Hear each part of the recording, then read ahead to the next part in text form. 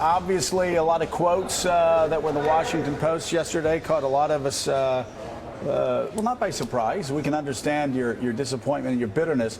But the question I was asking the day after, because I was upset that Kevin said what he said, is how in the world do you unring that bell, as we would say when inadmissible evidence got before a jury? How do you unring that bell?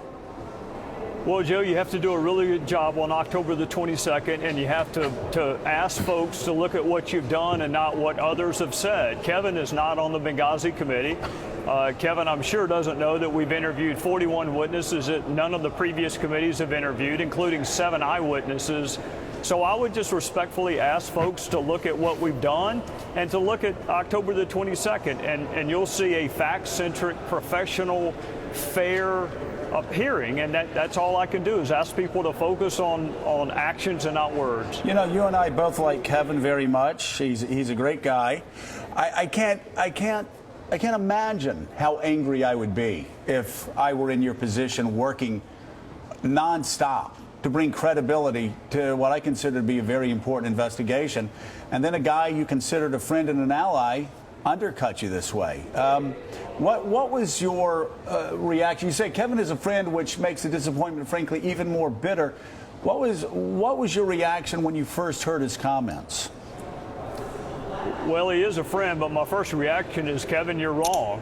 When Speaker Boehner called me, he never mentioned Secretary Clinton's name. In fact, we've had 3 public hearings, Joe. I've never mentioned her name. If you look at what we've done, the 50 some odd witnesses we've already interviewed, not a single one has been named Clinton. The 50,000 documents that we have accessed that no other committee has accessed, less than 5% have anything to do with her. She was the Secretary of State at all relevant times. So of course you have to talk to her.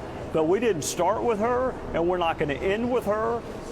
In fact, I've been pretty patient on when she came before the committee. I still don't have all her emails, Joe. As you know, we got 1,000 just last week. Well, so, and I also know this, Congressman, that we wouldn't know any of this if it, as Ron Fournier said, if it wasn't for the work that your committee did.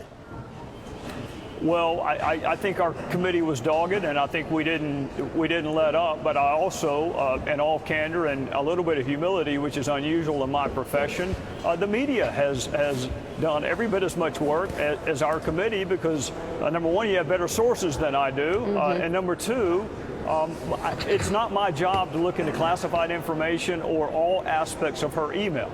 My interest in her email is in making sure that the record as it relates to Libya and Benghazi is complete and full.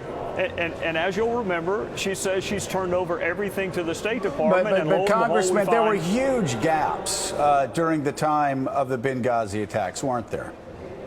Well, there are gaps, and there are also, of course, 15 emails that Sidney Blumenthal turned over to us that she never turned over to us. So, yes, there are gaps. Yes, we know for a fact that there are emails that were work-related that she never turned over to the State Department. But she deserves a chance to be asked about that in a fair professional setting, and that's one of the things we'll do on the 22nd.